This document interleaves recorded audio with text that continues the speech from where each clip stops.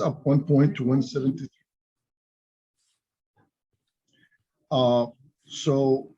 Things are not getting better.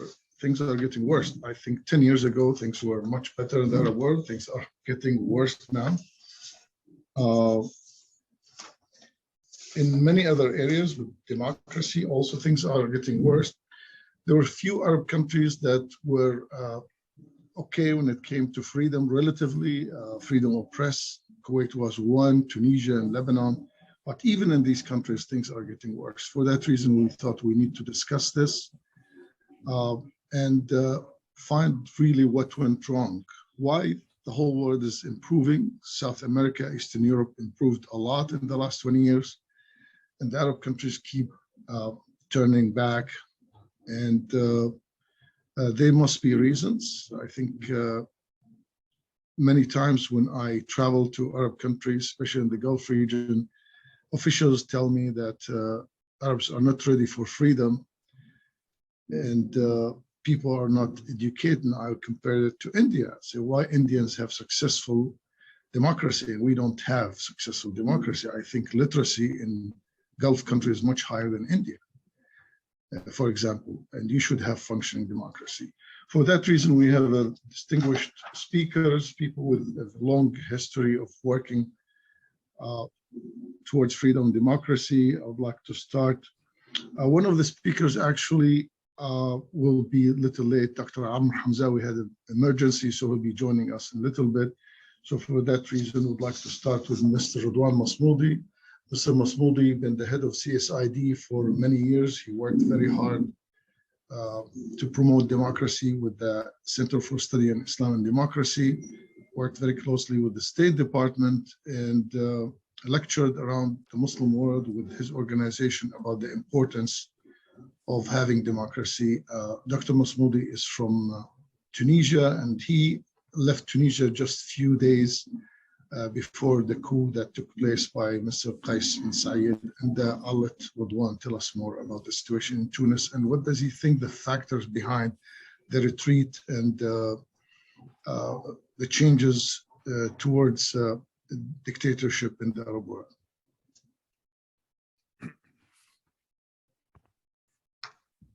Good morning, everybody. Good morning, or good afternoon, actually, everybody. Good afternoon, Khaled. I'd like to start by thanking my friend and colleague, Khaled Saffuri, and the National Interest Foundation for organizing this event at such a very important and timely event. So today we are almost exactly 11 years after the revolution of Egypt succeeded in overthrowing Mubarak. And we are also exactly 6 months after the coup d'etat in Tunisia of July 25. So I've been asked to prepare a presentation for 10 minutes and focus my talk about Tunisia, and then speak a little bit about the region as a whole. So in Tunisia, as we know, initially, President Qais Said, when he did his speech on July 25, promised to respect the constitution and to abide by the rule of law, even though he used a twisted and distorted interpretation of Article 80 of the constitution. But he did promise that he is going to respect the constitution and the rule of law. And that is why many people in Tunisia and outside Tunisia, and I would say the majority of the Tunisian people, gave him the benefit of the doubt and said, okay, well, let's wait and see for a month or two, as Article 80 says. And, you know, perhaps maybe Qais Said can fix a broken system. So maybe he has some solutions. So most people gave him the benefit of the doubt. To be honest about it, the system was broken before July 25, especially in the past 2 years since the pandemic started. There's been a very severe economic downturn, and the system has not responded in a good way, has not successfully addressed these problems, economic or social or political problems. And it needs to be fixed. The system needs to be fixed and needs to be improved. But Qais Said from the beginning had no intentions to fix the system. It was clear, at least to me, but I think to most people who know Qais Said and who know Tunisia, that he wanted and he still wants to destroy the system. He wants to, he does not believe in the constitution. He does not believe in representative democracy. He wants to build a new system from scratch. And his ideas, or this new system that he wants to build from scratch, is based on direct democracy, according to him, not representative democracy. And nobody really understands what he means by direct democracy, and nobody really supports in Tunisia what Qais Said plan is. So increasingly today, 6 months after the coup, it is becoming clear that this was a coup against democracy and not an attempt to fix the system or fix democracy. And it is a coup against the constitution.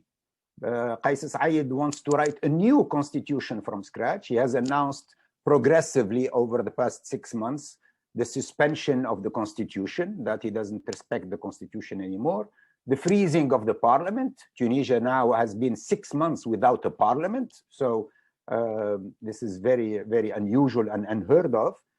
His authority, he gave himself the authority to rule by decree, meaning that he can rule anything he wants, and that his decrees are above the laws and above the constitution. He also has recently announced on December 12th that he will conduct a consultation, quote unquote, but only through the internet, which means that nobody really knows what's going on, or nobody can verify the integrity of this consultation. And also he announced that he will appoint 3 committees in the future, one to rewrite the constitution. So he's going to appoint a committee to write a new constitution. He's going to appoint another committee to rewrite the electoral law. So he wants to reshape the electoral law the way he wants, and also one to supervise the elections. So he wants to do away with the independent instance that monitors and organizes elections. He wants to appoint his own committee. So this is totally, of course, totally unacceptable, totally against democracy. And increasingly, we are seeing almost all the parties in Tunisia are against what Qais Said is trying to do. Even those who in the beginning supported him, even those who in the beginning said, let's give him the benefit of the doubt, there is only one party in Tunisia right now left. And there is at least 10 or 12 political parties in Tunisia that are fairly big. The one party that supports Qais Said is Harakat al-Sha'b. And this is no surprise, because Harakat al-Sha'b is an Arab nationalist, Ba'athist party that supports dictators and tyrants in the Arab world, from Bashar al-Assad to Sisi, to Gaddafi, to Haftar, to every tyrant. They love tyrants, they love dictators. So of course they're going to support what Qais Said is doing. But all the other political parties, without exception, are now against Qais Said and have rejected his so-called roadmap. So the problem is Qais Said is extremely hard-headed. He does not listen. He does not listen to advice from anybody, including from his own advisors and his closest friends. 8 out of the 10 advisors that he has had in the last year and a half or 2 years have resigned. 8 out of 10, including Nadia Akasha, his closest advisor, who just resigned just yesterday. So this shows that Qais Said does not listen to people, does not listen to different ideas from those who disagree with him. He has certain ideas and he wants to impose them, and he cannot understand or accept that there are different opinions and different ideas. So peaceful civil opposition is growing across the country, perhaps even civil disobedience. We might reach that point very soon, because there are more and more people who are calling for civil disobedience. It's true that he still has some support.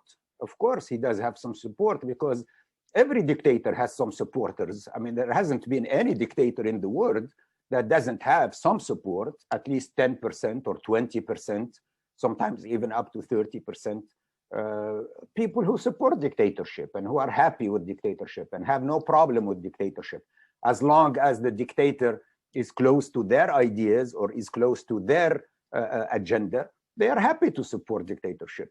We find that even in the United States, you know, the oldest democracy in the world, you know, there are people who supported the project of Trump, who wanted to, you know, basically destroy the American democracy and still wants to destroy the American democracy. There are still people who support him.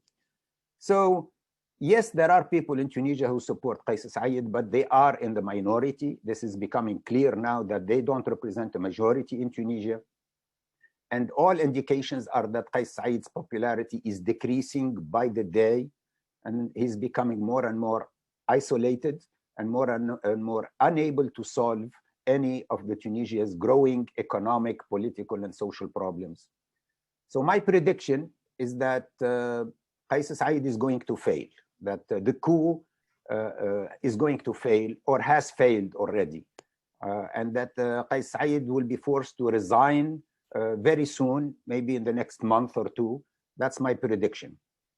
The main question is not really when that's going to happen. The main question, how this will happen, and especially what will happen after he resigns. How do we get Tunisia back on track? How do we go back to restoring the democratic process and the democratic institutions? This is the more difficult question, not whether or not Qais Said will resign or when he will resign.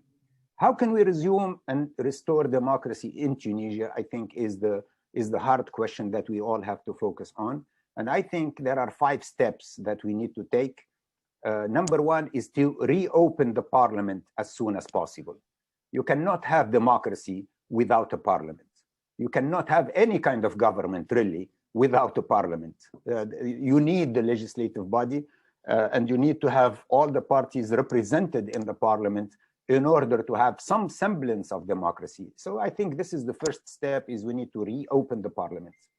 Then we need to organize new presidential and parliamentary elections within 3 months, because there are problems, some people who have problems with the legitimacy of the current parliament and the president. Okay, fine, let's have elections, but not in 1 year like he wants, in 3 months like the constitution says. We can have elections in 3 months from now and elect a new president and elect a new parliament. Then the new parliament that will be elected 3 months from now can revise the electoral law. It has the power to revise the electoral law, not the president. The new parliament can change the law on political parties in order to facilitate the creation of strong political parties in Tunisia, and also to discuss any possible amendments to the constitution. The parliament, of course, has the right to discuss possible amendments to the constitution and then put them to a referendum, but first they have to go through the parliament. And number 4, organize an inclusive national dialogue, especially on economic reforms and political reforms that need to take place in order to strengthen our democracy and democratic institutions. Finally, and I think very importantly, create the constitutional court, which is essential to the survival of democracy. So now let me talk a little bit about the regional impact or the regional effects. Radwan, if you allow Yes. me, we give you 12 minutes. I'll get back to you because I do have questions for you also about what the other internal forces that play the role in helping Qais Said and undermining the democracy in Tunisia.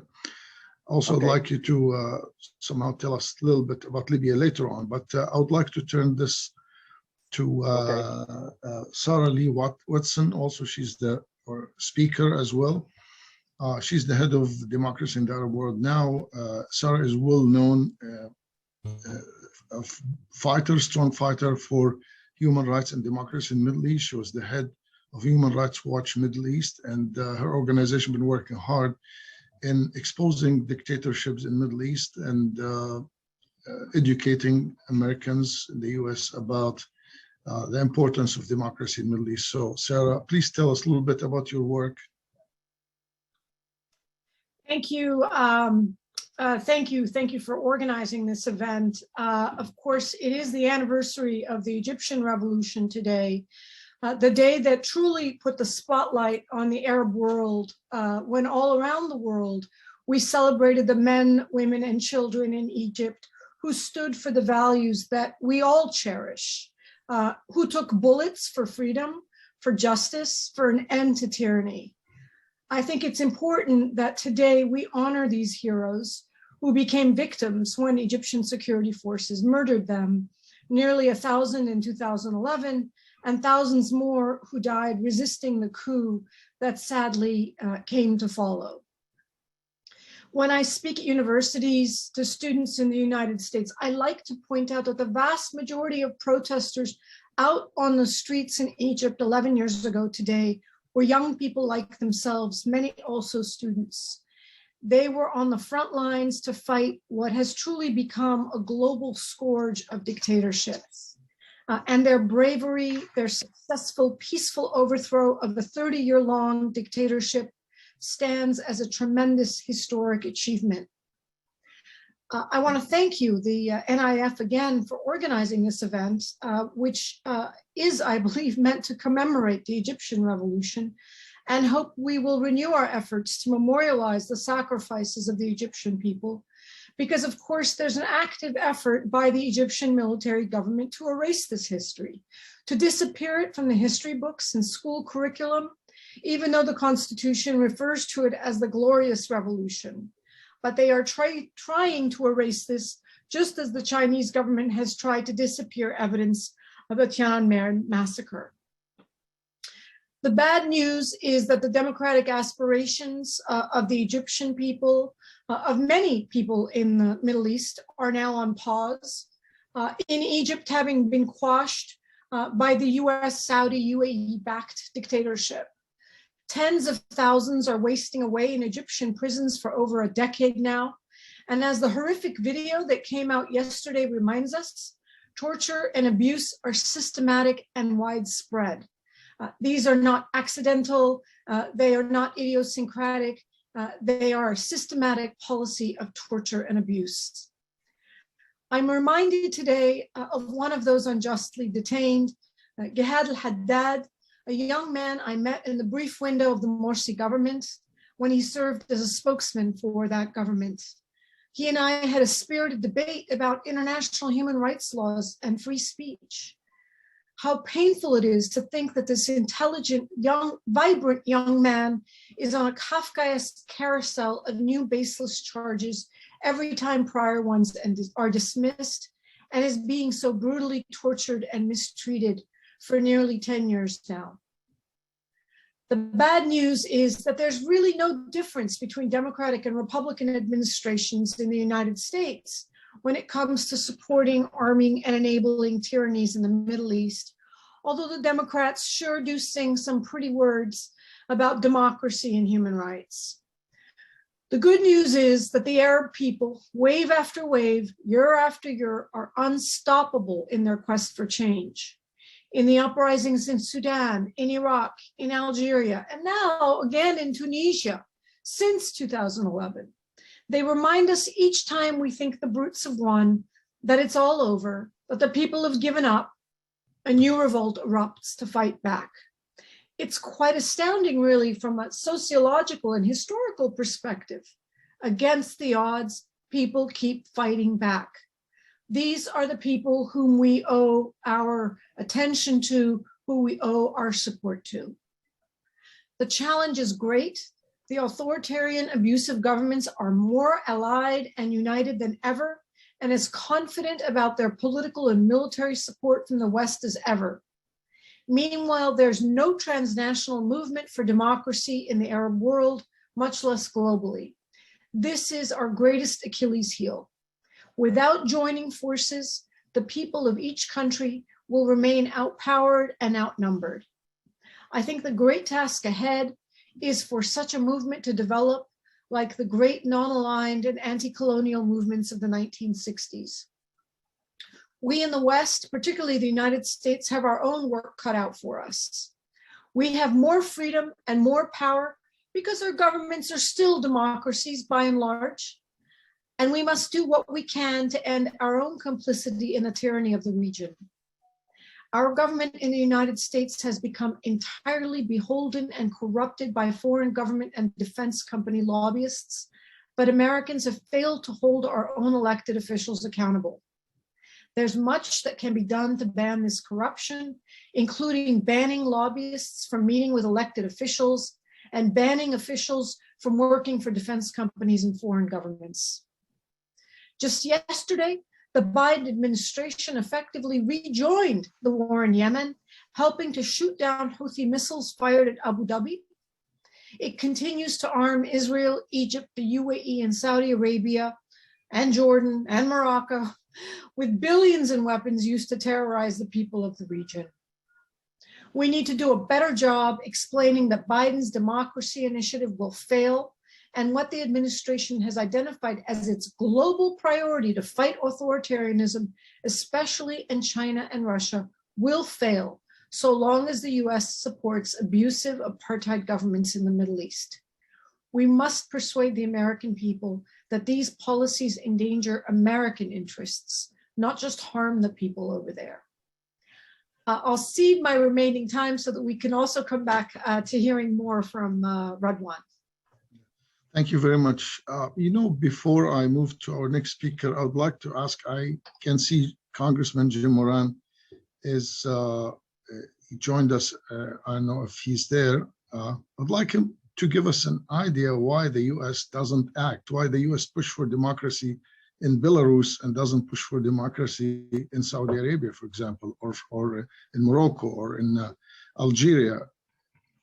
Jim, are you with us? Yes, hi, Jim.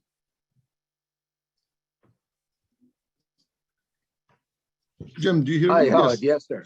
Yeah. Sarah asked a valid question that the US government is heavily involved with Middle Eastern dictators and frequently give them cover. And for example, someone told me in the Washington Post actually wrote that when the coup took place in Egypt, the US government had intercept about the preparation for the coup and did nothing.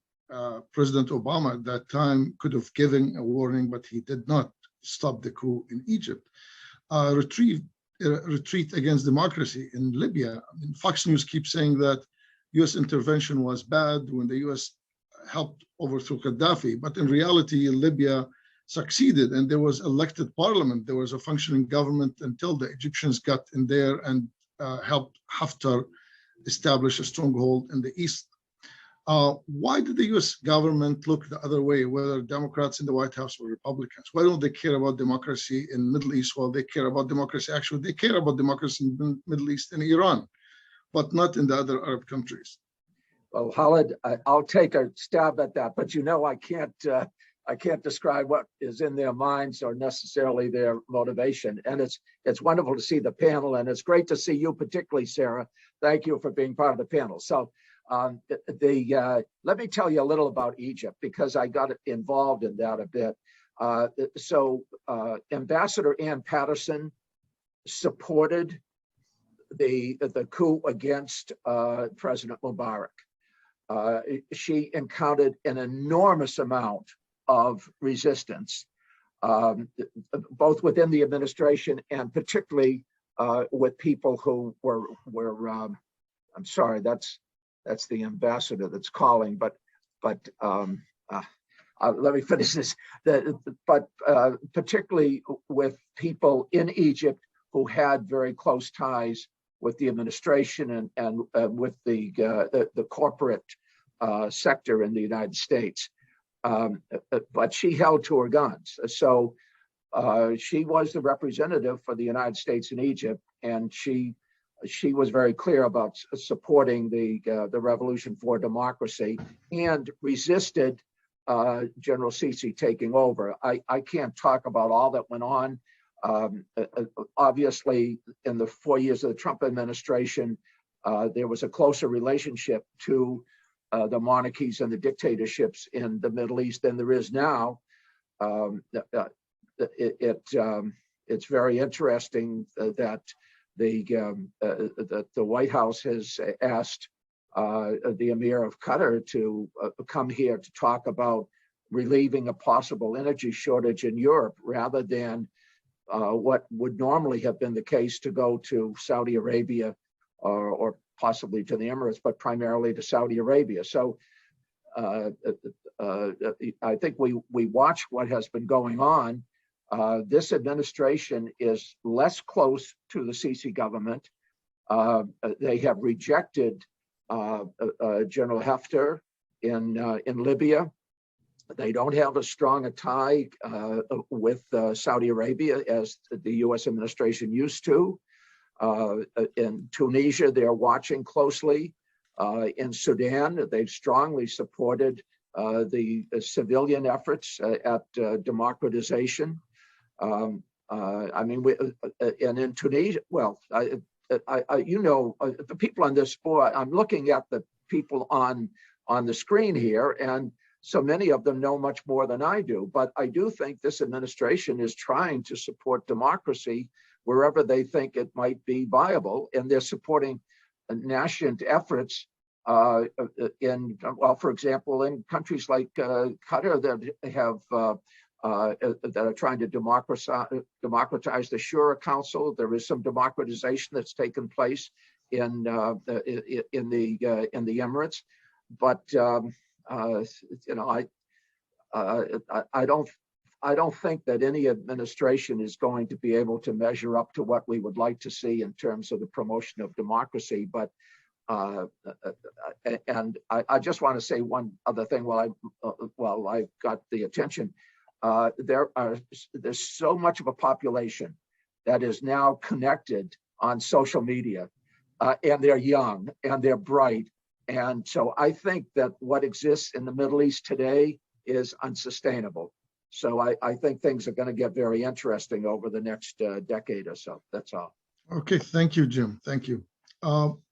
I would like now to ask our third speaker, introduce him. Fouad Ibrahim is a Saudi political scientist who lives in London. Assuming he lives in exile, he cannot go back to Saudi Arabia, and he's the editor of Saudi Affairs. Fouad?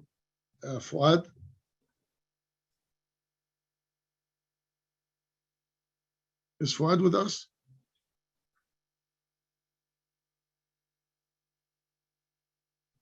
Well, I don't know if he joined us or not, but let me go back to Radwan. Radwan, I would like you to, I mean, you told us about Tunisia, but I'd like you to tell us a little bit about Libya. Libya looked, after the overthrow of Gaddafi, things looked going in the right direction. There was parliamentary elections. There was a functioning government for a while. Then what happened? Well, Khaled, I think what happened in Libya is basically the same thing or the same trends that we see in Tunisia, in Egypt, in Sudan, in other countries, is that it has become clear that there is an anti-democratic bloc. And this bloc is basically United Arab Emirates, Egypt, and Saudi Arabia. And that these three countries in particular have been plotting against democracy for the last 10 years. And that they don't want to see democracy succeed anywhere in the Arab world, because they come to their own people or to Western countries, and their main argument is the Arab people is not ready for democracy. So they want, so please stop pressuring us. Please stop, pushing us to democracy or respecting for human rights, because we're not ready. And so it does not serve their interest if there is even one success story in Tunisia or in Libya or anywhere else. It will be a proof that it's not true. It will be a proof that the Arab people are ready for democracy.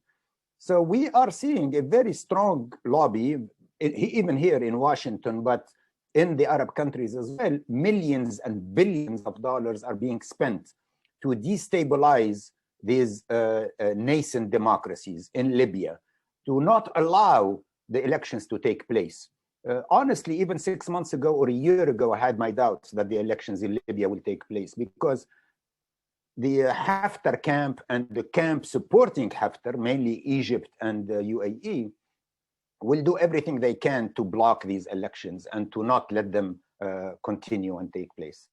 So, so what we are seeing at the regional level is a very, very tough struggle, tough fight between the enemies of democracy, and again, namely UAE, Egypt, and Saudi Arabia, and the proponents of democracy, meaning the people who believe in freedom and believe in human rights and believe in democracy.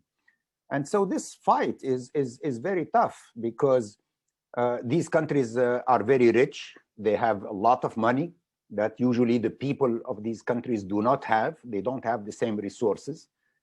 And also they tend to be very, very influential in the West. You know, and the United States, despite all the rhetoric about supporting democracy in the region, still the main allies of the United States in the region are still, unfortunately, these three countries, UAE, Egypt, and Saudi Arabia, plus Israel. And all these four countries are against democracy, and all these four countries do not want to see democracy succeed in the Arab world because they see it as a threat to their own regimes. So somehow we have to convince the United States, and somehow we have to convince the European Union, and somehow we have to convince the international community that this is the wrong policy, that supporting these dictators is going to destroy the region, is going to destroy these countries, that there is no way the people of the Arab world will accept to live under tyranny. There is no way the young people who are growing up now in Tunisia or in Egypt or in Sudan or in Libya or in Algeria, there is no way they're going to accept to be ruled by one man who decides their entire future and who decides what they can say and what they cannot say and what they can think and what they cannot think. This is totally unacceptable and unsustainable. And so it would be very wrong of the United States and the European Union or all the democracies in the world to continue to deal with these dictators and to continue to support them and deal with them as if they are legitimate regimes or legitimate rulers, and continue to give them money and continue to sell them arms and continue to have a normal relationship with them at the expense of democracy and human rights. And so this is a real test really for the United States and for the international community. Do we really believe in democracy? Do the Arab people deserve democracy? Do they have the right to choose their own government? Do they have the right to hold their own government responsible and accountable for their actions? So this is the test. I think the Arab people are going to continue to fight for democracy in the next 10 years or maybe even longer. But the international community also needs to do its part. The international community needs to support democracy in the Arab world if really we want peace and stability in the region and prosperity in the region. These regimes are going to take these countries down a very, very dangerous path of instability, of extremism. You know, so it's very ironic to me that sometimes we deal with these regimes in the name of fighting extremism, while we know very well that these regimes are the main creators of extremism, that these regimes are fomenting extremism everywhere in the region and supporting extremism everywhere in the region because extremism serves their purpose, extremism serves their interests. Yet we continue to deal with them as if, you know, and we believe very naively somehow that they are helping us to fight extremism. No, they are creating extremism with their own dictatorship and with their own human rights abuses and with their own tyrannical policies against the people of the region. Okay. Thank you, Radwan. And now we have Fouad Ibrahim joined us. I did the introduction before you joined the chat room or the Zoom. So please, it's your turn. Tell us a little bit about your work, about the situation of human rights, not only in Saudi Arabia, in the whole Gulf region, Bahrain, Kuwait, Qatar, UAE, and so on.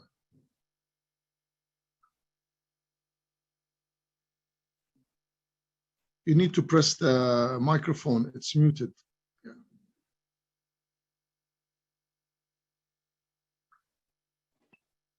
Yes. Good morning or good afternoon. I don't know what time is there. Thank you for inviting me to this panel.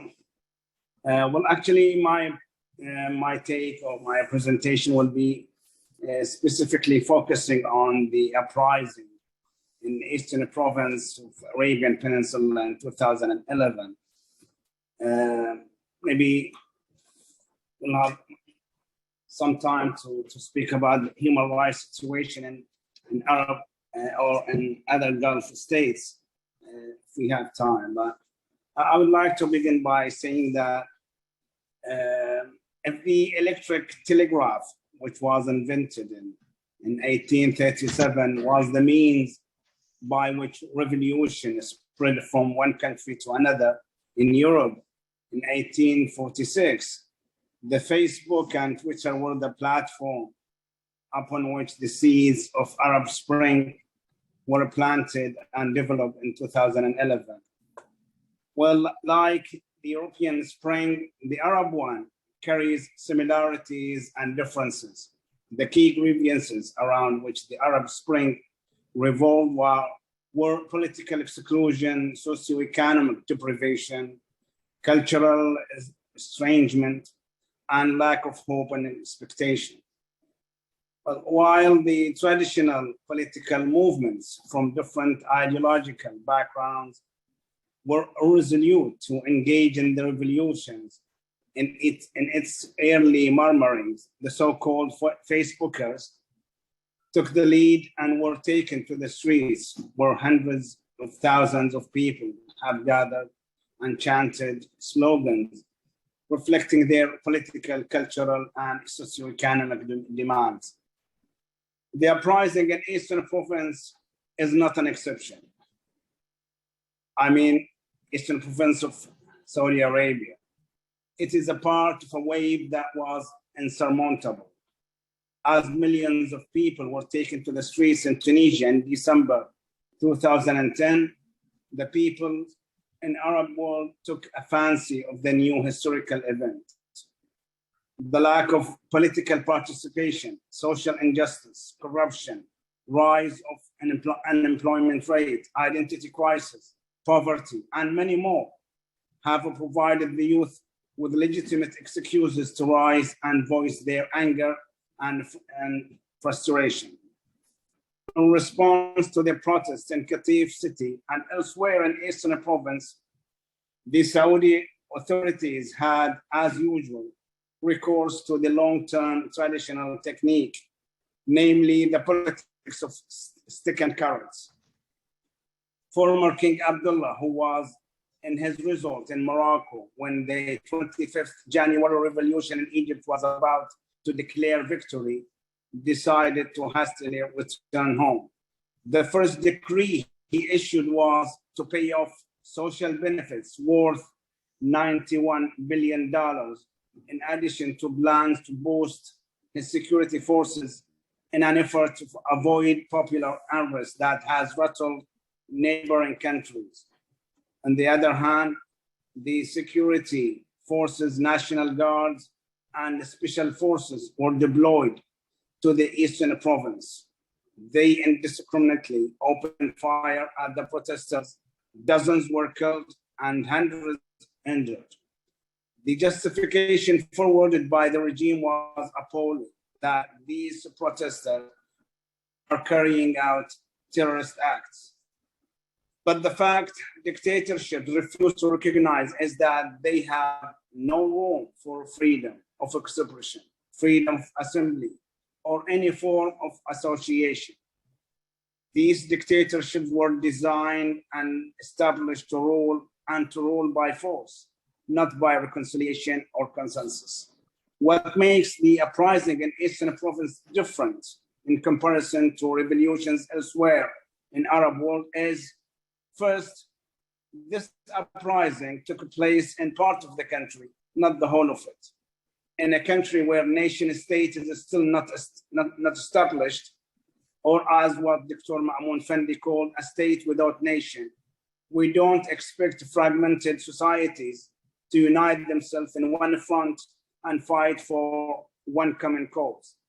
So this uprising represents one specific denomination or region, though the slogans chanted throughout the demonstrations have a national dimension, such as social justice, freedom of expression, fight against discrimination, and the demand for the release of all political prisoners in the kingdom. Second, with the breakdown of the participants in the uprising, it appears that the majority were in their early 20s. On the other hand, the Shiite political and intellectual elite have decided to associate themselves an attitude which has impacted the trajectory of the uprising, in the sense that the events on the ground were based on action and reaction equation without being rationalized and wisely directed. Third, unlike revolutions elsewhere in the Arab world, the uprising in Eastern Province was as former foreign minister. So Saud al-Faisal once was asked about the possibility of a breakout of a revolution in his country.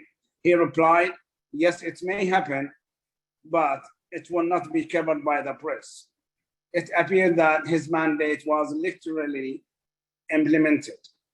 130 protesters lost their lives during the course of the uprising, and tens were injured. In addition, the regime carried out a sort of a cultural genocide by destroying the mosque from which the leading and religious activist Sheikh Nimr al-Nimr, who was executed on 2nd of January 2016, where he delivered his sermons, whereas the traditional residential block called Al-Musawwara was razed and the inhabitants became homeless as a collective punishment to this block for being a refuge for the protesters. At this point, it is worth mentioning that the regime failed to respond to the demands of the protesters. The state of denial is not only a political stance. Indeed, it truly interprets the arrogance and vanity of the royal family. As the rulers envisions the state as a private property, and their role is based on hereditary privileges, then people only get what the ruler gives, not what they want or what their rights. As a consequence, after 2 years of continuous demonstrations, the Saudi authorities, by using all might, have eventually succeeded in extinguishing the uprising. One last word. Although the uprising was harshly crushed, the causes, motivations, and demands are still valid. And inevitably, one day, another uprising will break out. Thank you. Thank you, Fouad. Sarah, there is a question here. Someone sent me a question. I don't know if they want to ask it personally. Hafiz, are you with us? Mr. Hafiz Mirazi. Hafiz is asking you about the human rights report on Egypt that was watered down, the latest one. Do you have an idea why this was done? Is this for me? This is for Sarah. I haven't even heard the allegation, so I don't even know what report they're talking about. But I do know the team at Human Rights Watch and the Egypt researcher at Human Rights Watch, and I can 100%, knowing the organization and the work on Egypt for a very long time, reject the allegation as baseless and ridiculous. I don't think there is an organization on the planet that has done more to expose the Egyptian government's abuses than Human Rights Watch. And so let me without facts categorically reject the allegation. Okay, since your organization work on the issue of human rights and democracy in the Arab world, can you tell us what so far you have done? Just educate us with your work, and if there's any help you need from the crowd here, the participants. Well, I really appreciate that opportunity, Khaled. And what I'd love to do is share a link in the chat to our annual report that we just put out a few weeks ago that is available on our website.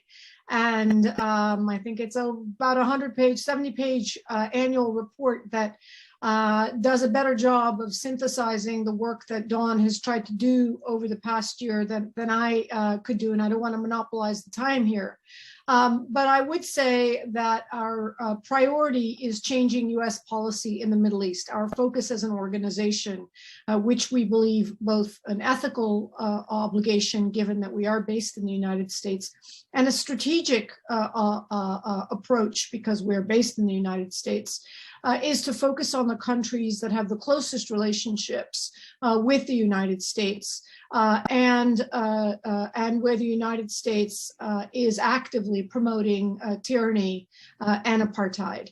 And so that is why our organization is very aggressively challenging the lobbyists who continue to influence our government, to continue to arm and provide political support to Saudi Arabia, Israel, the UAE, and Egypt, which are the 4 countries that we target most closely. We are, in fact, launching our Israel program with 2 new staff next week, and you'll see a press release coming out on that. But I don't, we don't believe that US policy in the Middle East is going to change by moral exhortations or more evidence and documentation of the horrors in Egyptian prisons or the horrors of Palestinians being gunned down by snipers sitting at the Gaza border.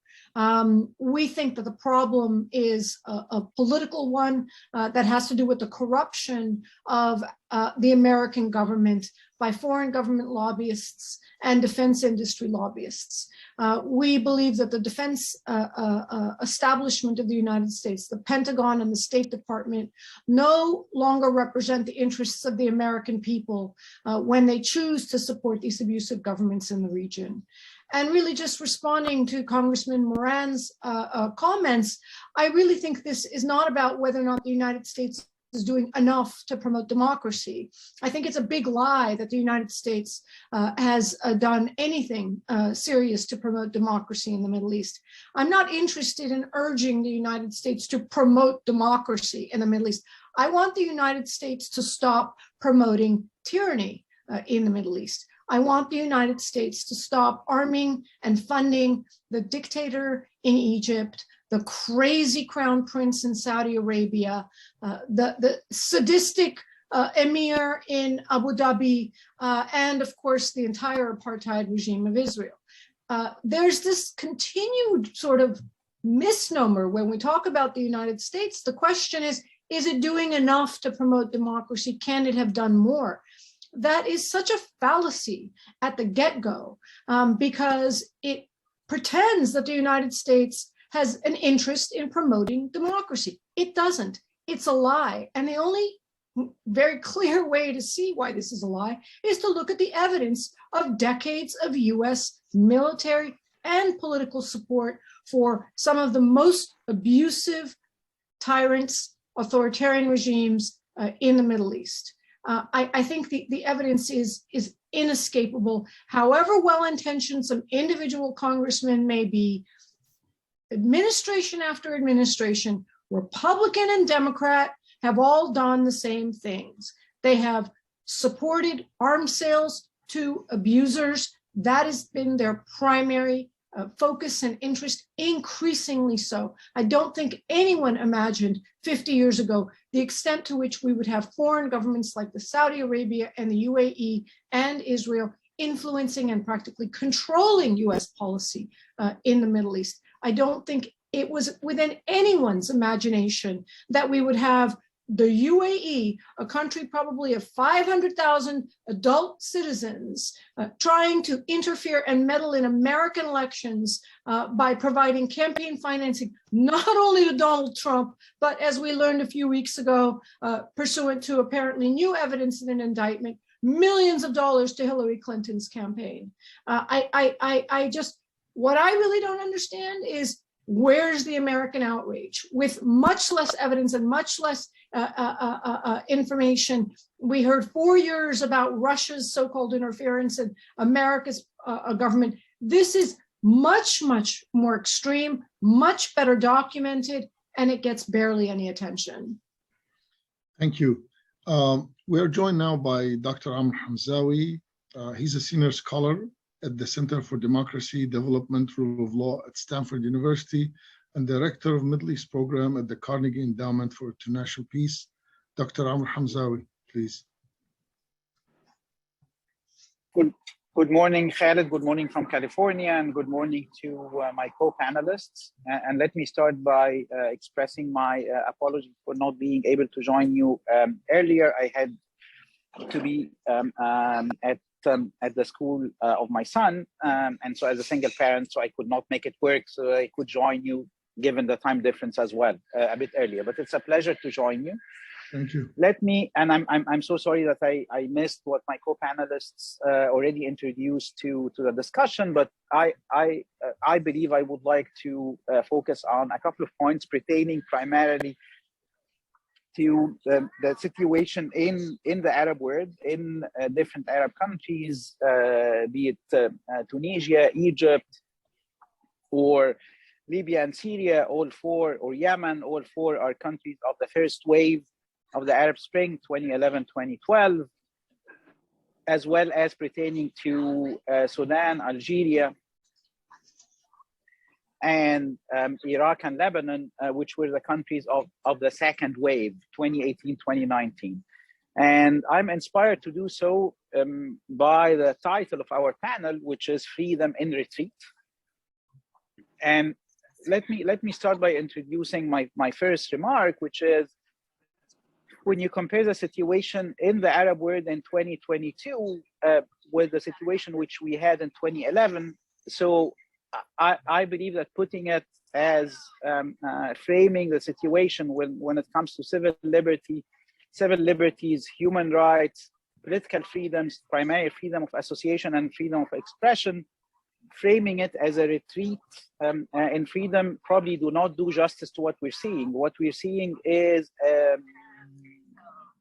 a rebuilding, a systematic rebuilding of autocratic rule across our region, from the Gulf to Morocco, and here you can factor in the different experiences which Arab countries and Arab societies have been making in the last 10 years, countries which experimented to an extent with democratic transition and retreated, countries which experimented with popular uprisings, political mobilizations, but did not find itself on the path to democratic breakthrough, rather state fragmentation, civil war-like situations, or countries where, especially monarchies in the Arab world, learned from the political mobilizations which were happening in 2011, 2012, and later 2018, 2019, to unleash a set of regime-controlled political and social reforms. In all different categories of Arab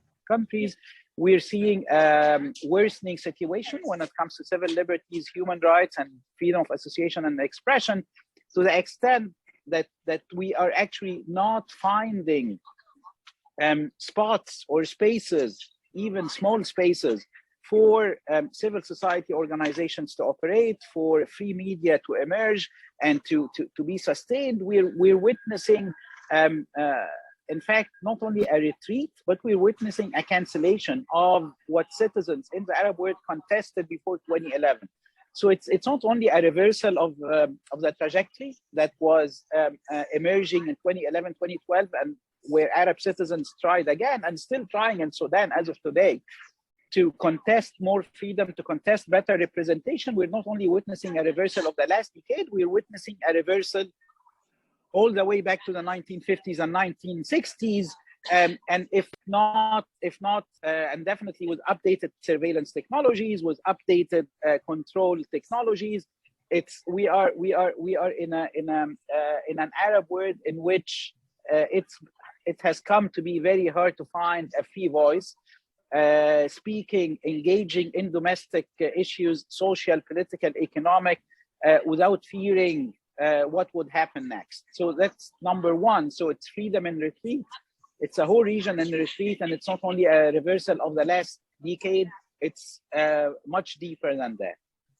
Second point is the way Arab polity or Arab polities present themselves to us 10 years after the democratic uprisings in 2011, 2012 is to a great extent anachronistic with what's happening elsewhere in society.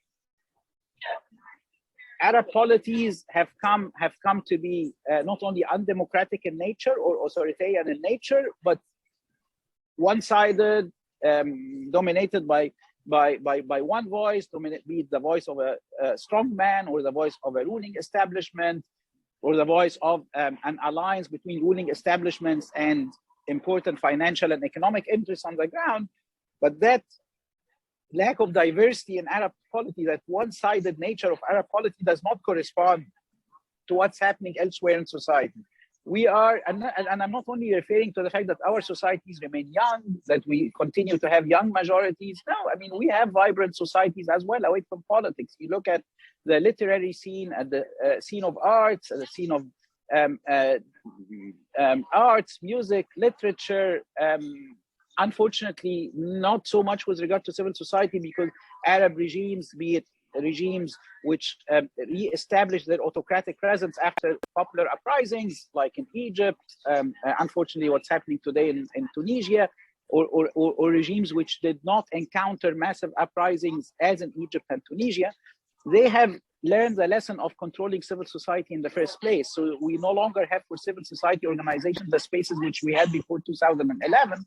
But away from that, we are in vibrant societies. We are in societies which produce great literature. We have societies which produce great arts and great music. And this vibrant nature stands in clear contradiction to the one-sided, stale nature of politics. Arab politics or Arab polities have come to be anachronistic. They do not correspond to our societies. They do not correspond to the dynamism of our society. And it's only a question of time. And we see it. We saw it in 2018 and 2019, the contradictions which are related, systemic contradictions which are related to the fact that Arab polities do not correspond to the vibrant nature of society are always bound to come up, are always bound to lead to political mobilizations. It's a different question altogether, whether political mobilizations lead to democratic breakthroughs.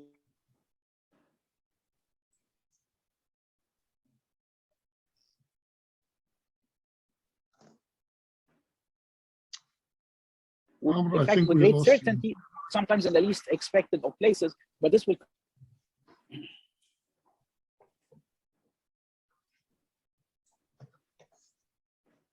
Yes, sir.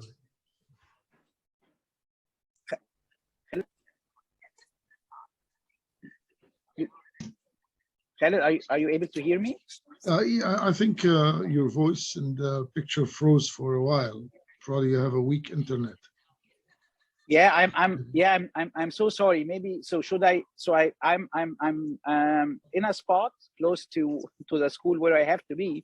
So I'm hoping the internet coverage carries me. But if not, just feel free to stop me and bring in my co-panelists until my connection gets better. Yeah, I have a question for you. Do you think the opposition in Egypt, and you were a member of parliament in that short period that the parliament existed, do you think anything the opposition could have done to stop the coup, or the coup was a done deal? I was told that the military, the second they got rid of, getting rid of Mubarak was part of the plan of the military in Egypt. And they thought they will bring Ahmed Shafiq, and then the military will take over again. But since their plans didn't work and Morsi was elected, was there anything Morsi or the opposition, the secular opposition, could have done to stop the coup from taking place? Well, I believe it's more a structural issue, Khaled. So I guess you can always, there is a set of strategic failures on the side of political actors in Egypt in the transitional phase between 2011 and 2013, where we had our experiment with democratic opening, with a sustained political opening sustained for 2 years. But what happened in 2013 was bound to happen away from the strategic failures or mistakes of different actors on the ground for two reasons. Number one, we could not, and that is more of a systemic issue. We could not secure popular support for democratic transition processes between 2011 and 2013. We saw a majority of the Egyptian population turning against it. Unfortunately, you see a bit of that happening, unfolding in Tunisia almost 7 or 8 years later. You see it unfolding in other places as well. The challenge we have in Egypt and elsewhere in the Arab world is not to find a democratic solution for how to manage the relationship between civilian and military institutions. The challenge we have is how to secure popular support for democratic transition processes in a region where we have lingering social and economic crises, in a region where we have not had stable democratic culture for several decades, where it's still easy for majorities in the region to accept the wholesale closure of public spaces and the cancellation of free media. The real issue is not what political actors on the ground did or could have done better or could have avoided. That I did write about it. Many observers of Egypt and scholars and other Arab countries have been writing about it. But the real challenge is to understand why, in our region in general, democratically inspired political mobilizations or democratically inspired popular mobilizations have not led us into democratic breakthroughs or have led us into unsustained democratic breakthroughs. What we're seeing in Tunisia, in today's Tunisia, is an unsustained democratic breakthrough, a democratic breakthrough which is being reversed, a backsliding is happening. So the question becomes why, and I believe one of the key reasons is the fact that we could not guarantee, we could not promote popular support, a popular buy-in. We could not sustain the popular buy-in of the democratic transition. Secondly, our region lived in a very long time in unitary systems, in autocratic systems, and they dominate narratives which are appealing to citizens. We secure your bread and butter. Civilian politicians or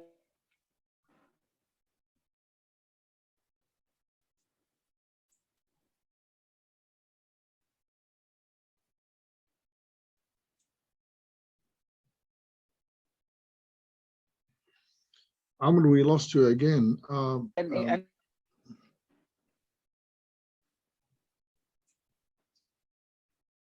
suggesting that they are the only guarantee of bread and butter. If not, economic situations, living conditions will worsen. That is a second issue which we haven't fixed, which we haven't been able to solve, and it's an issue related to history and political culture. The third issue, which I would like to address as well in response to your question, just to tell you that it's not about strategic mistakes of actors, but it's more systemic. These are, as we call it in political science, structural conditions on the ground. We haven't, and maybe Tunisia was the exception, but now we're waking up to the reality of how limited that exception has been. We are in societies which haven't been able to develop not opposition parties, but alternative centers of civilian politics for a very long time. We've had in Tunisia a very vibrant civil society, but where are Tunisian political parties as of now? I mean, you see them aligning, most of them silent or aligning themselves to what's happening. Where were Egyptian political parties in 2013? Silent or aligned themselves to the change which was happening.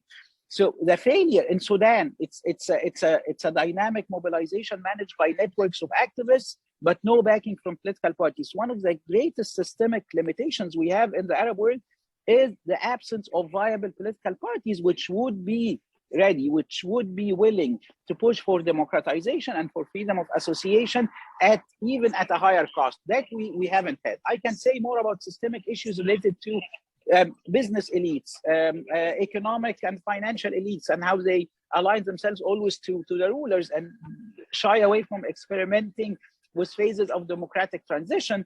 But that is to tell you and tell the distinguished guests, it's not about what could have been done different by an actor. It's more of a systemic and structural set of conditions we're looking at.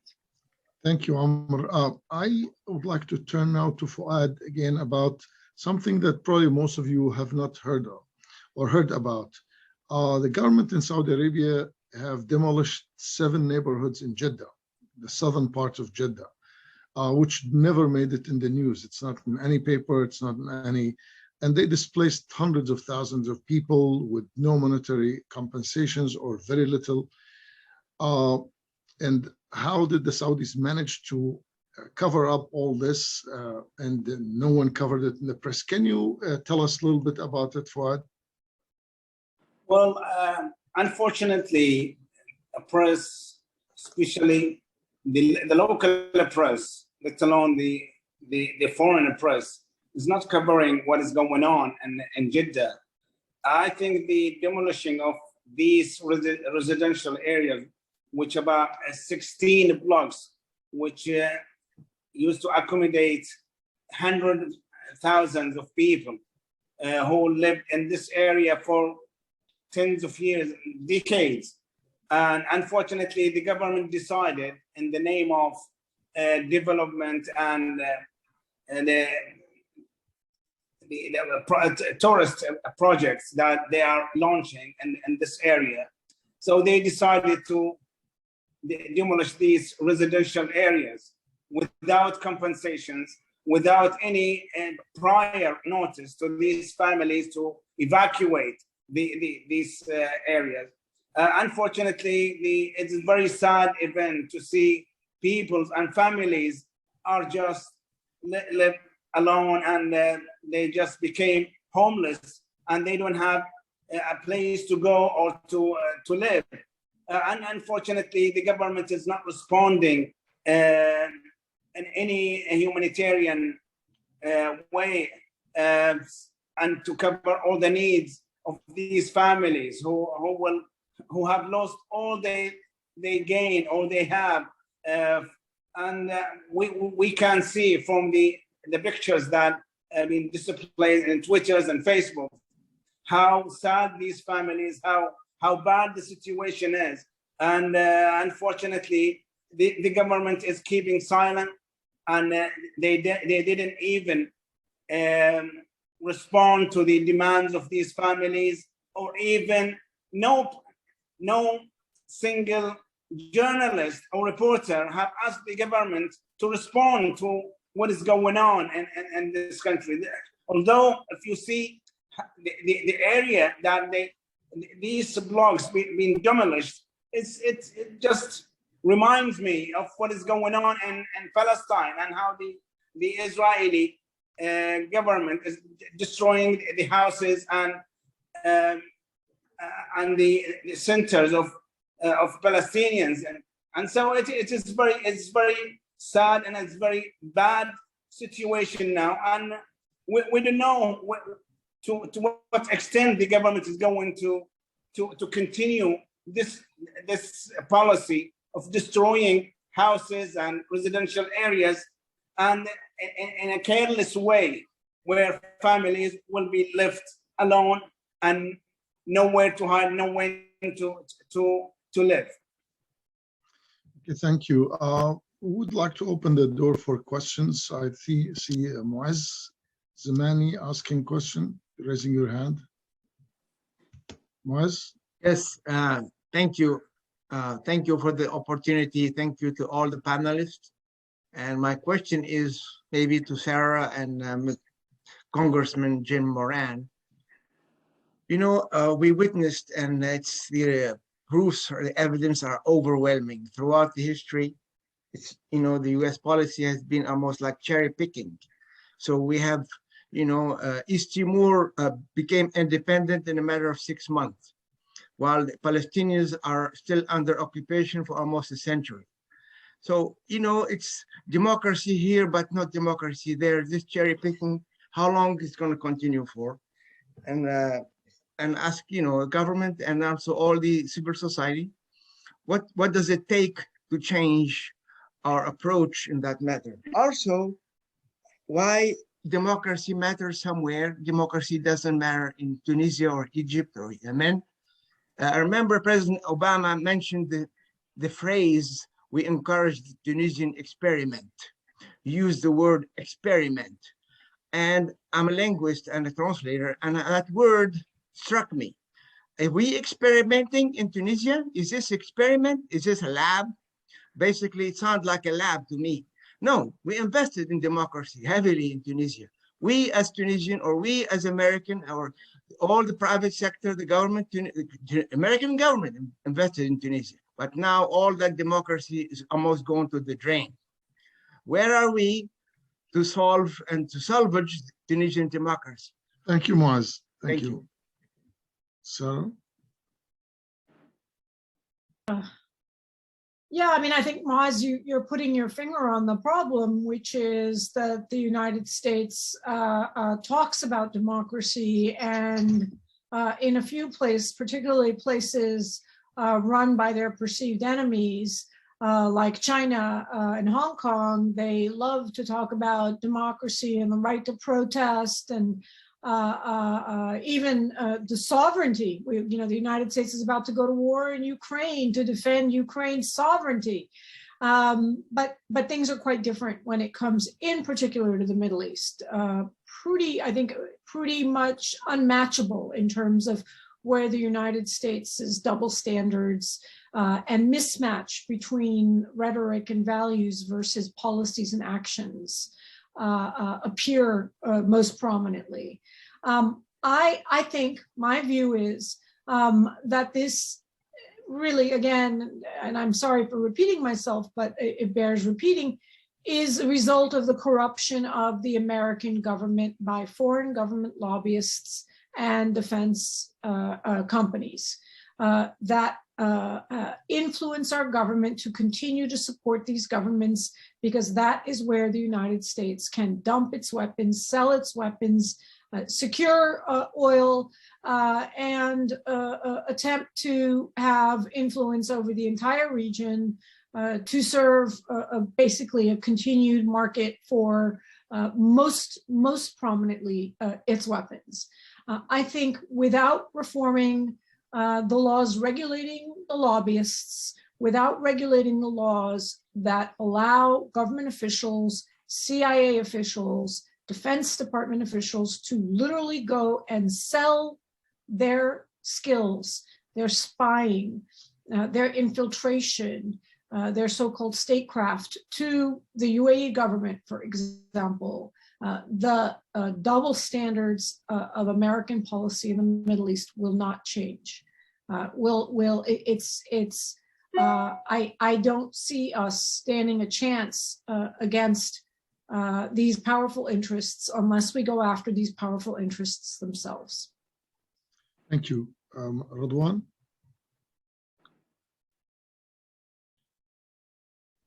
Well, of course, I agree with everything Sarah said, but I'd like to add one more point.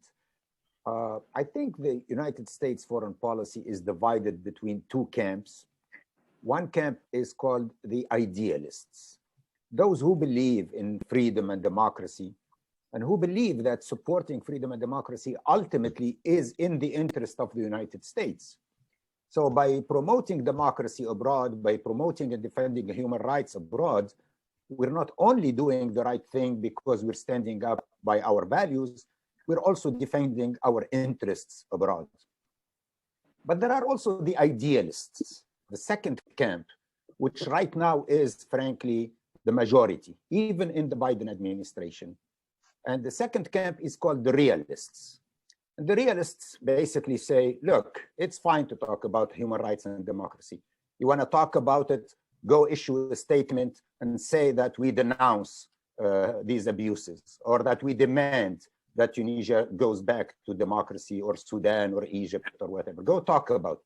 But in reality, we have interests with these countries right now, and we will protect our interests by supporting those regimes, because that's the reality. The reality is these regimes are in charge, and therefore we have to deal with them. It doesn't matter what our values are. And I think this is very short-sighted. This is very harmful to the United States' interests and credibility in the region. But the realists really don't care. They say, fine, you know, I don't like Qais Said. I don't like what he's doing, but I'm still going to give him economic support, and I'm still going to give him military support. And we might even allow the IMF to give Qais Said loans in the billions of dollars, $2 and $3 billion to support this coup in Tunisia, while at the same time we're asking Qais Said to restore democracy. I mean, the contradiction is so obvious, so blatant, that people in the Arab world are really fed up. They're really angry. How can you denounce the coup and demand the restoration of democracy, and at the same time give millions and billions of dollars in economic assistance to this regime? Oh, we are trying to save the economy. No, you're supporting a dictatorship. You're supporting an illegitimate regime that has banned the constitution or suspended the constitution and has destroyed democracy. That's what you're doing when you give him millions and billions of dollars to this regime. So thank you, Radwan.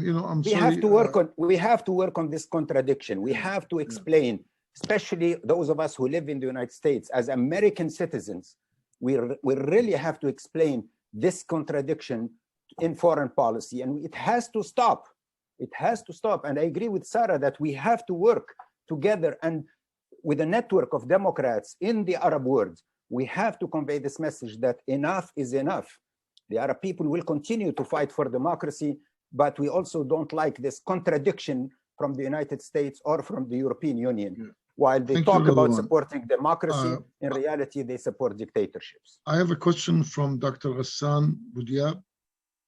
Good evening, ladies and gentlemen. I'm sorry I can't join via video also, but my question is, because we're discussing the Arab Spring, and the roots of the Arab Spring, in my humble opinion, start somewhere in the March of 2005 with the Cedar Revolution in Lebanon. And things were like getting the butterfly effect and the dominant effect to all other countries. And now what's going on in Lebanon is very horrible, to the extent that it's never been like that since the 19th century, as the World Bank has just mentioned in a report. So for whoever from the panelists would like to answer, my question is, don't you think that what happened in the Arab Spring was a way to shift the balance of power from the political Sunnism towards led by the traditional power leaders, whether the KSA or the United Arab Emirates or Qatar or any of or Egypt even, towards the political Shiism led by Iran and the branches and the octopus branches everywhere, like where Shias are concentrated? Because as we are seeing, as if the power turned to be like Sunni versus Shia rather than the normal ideological regimes that are ruled by certain political ideologies. Do you think that, especially Senator Moran, if he's still here, or Sarah, because I think someone who is on the ground would would approach that? Thank you. Thank you, Ghassan. Who would like to answer? Well, I guess I'm happy to respond. I mean, first of all, I find the flattening of the Arab popular uprisings since 2011 that are still ongoing today into the dynamics of Shia versus Sunni to be such a gross and insulting characterization of the lives that young men and women have sacrificed. 18, 20, 22-year-old men standing in front of tanks, taking bullets for democracy and freedom, to be flattened, to be described as somehow doing the bidding of Shias or Iran or some other interests. No, that's not what's meant, Dr. Sarah. That's not what's meant. I mean what's going on right now. It may not be that's what's meant, but that's what's heard. And I think if we start our analysis from the perspective of the people who have the most to lose and who are putting the most on the line, that I think should be the starting point when we look at what's happening and why it's happening and what needs to change. That there may be some tangential consequences in certain parts where it appears as an upper hand for the Shia, whether in Iraq, whether in Syria, Lebanon, and so forth. You know, maybe is an interesting observation, but I think it's really not just secondary, but frankly, nearly irrelevant to the much more profound Sunni on Sunni civil wars that we've seen, which is really about democracy, freedom and justice versus tyranny. That is the central battle. It's the central battle in Iran between and among Shias. And I think that there are many who would prefer to recharacterize what's happening as a battle or a contest between forces on one side and forces on another. But I think that's a distraction, and we should not be distracted and allow ourselves to be distracted reading intent behind the sun rising at a certain time in a certain part of the world, and so forth. Thank you. Fouad, do you like to comment, please? Well, as a person who lives in Lebanon, actually what I see now, it is very hard to draw a line between those who demand for political reform and political change in Lebanon. You cannot just identify this by their sectarian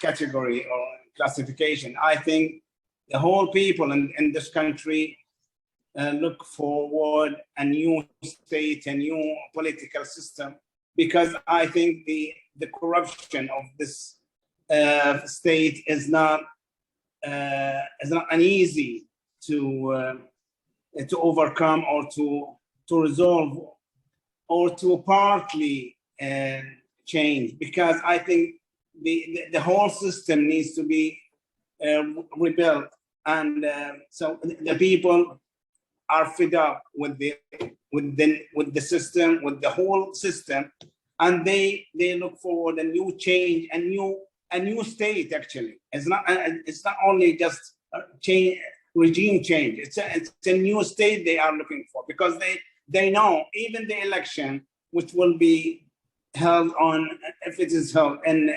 May this year, I think it will reproduce the same system, the same regime. That means the same corruption, the same people, the same ruling elite will remain in the system. So I think the whole people from different backgrounds, from different sects, from different areas, want a real change, a real system that could bring about solutions to all their problems. Thank you. Dr. Amr Hamzawy, do you like to comment on that? Yes, thank you so much. Thank you so much, Khaled. So let me start by sharing sort of a reflection on how the Arab Spring, be it in its first or second wave, has been constantly subject to narrative imposition, in the sense of it has been in the language and in the discourse of many governments and many ruling establishments. It's been equated with chaos. It's been equated with conspiracy. It's been equated with arrangements at the regional, international level.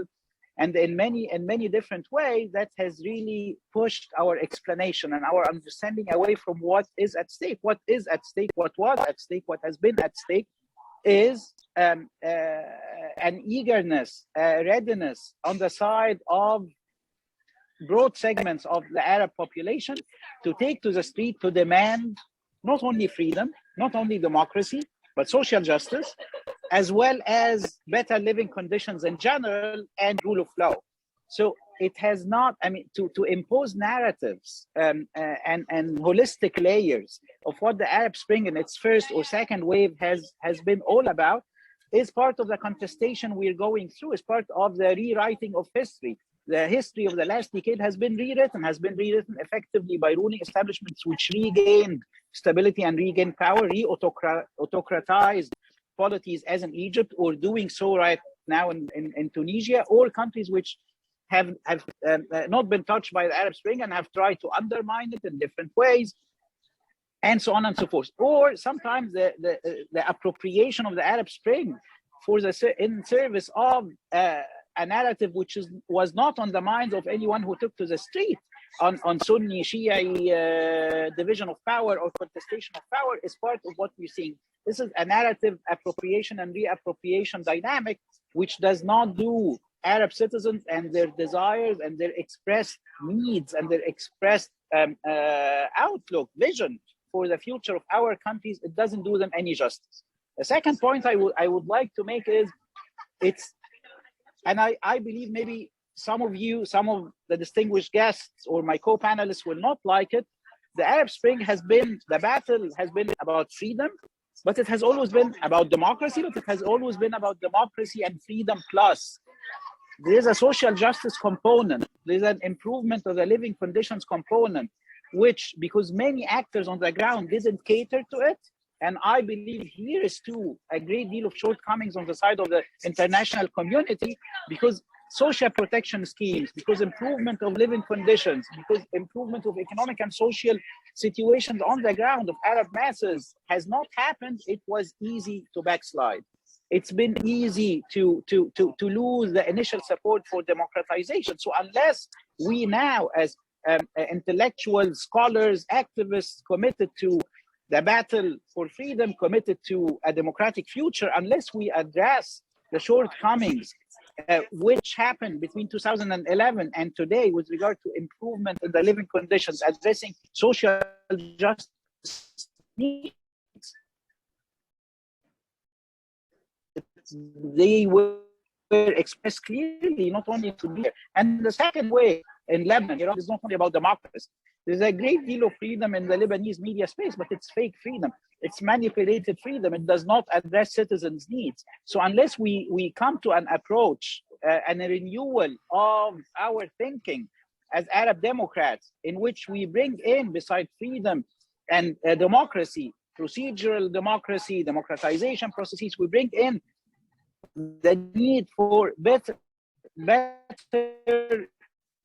and stable and more just economies. Continue to see openings hijacked by ruling establishments which know how to cater to some of the social and economic needs of their masses. Thank you, Dr. Amr. I think we have 2 more minutes. I would like to say a couple of words about Dr. Ghassan Boudiab's question. I think many forces trying to use this sectarian stuff to divide people, and in general they're undemocratic forces, whether it's Iran or Saudi Arabia. Saudi Arabia claimed they championed the Sunnis. I don't think any country conspired against Sunnis in the Arab world than Saudi Arabia. They conspired against the Muslim Brotherhood in Egypt, which is entirely a Sunni movement. They conspired against the Palestinians, especially in Gaza. They supported the siege.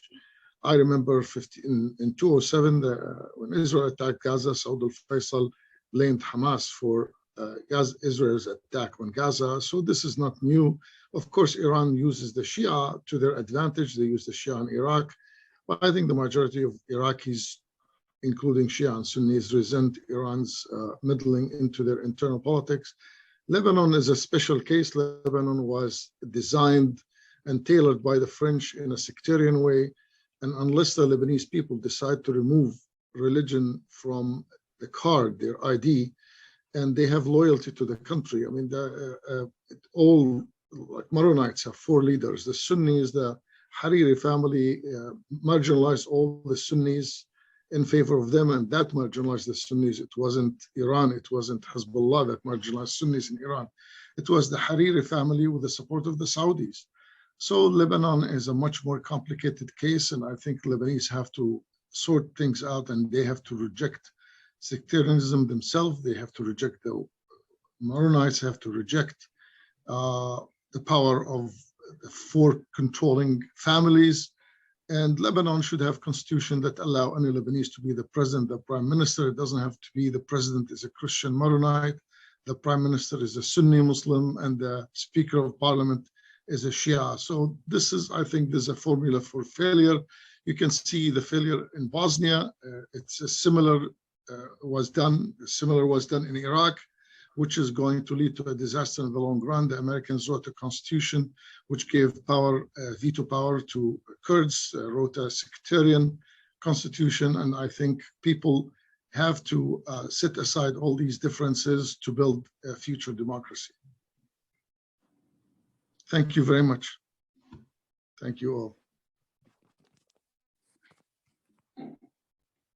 Thank you, Khaled. Bye. So we're closing. Thank you.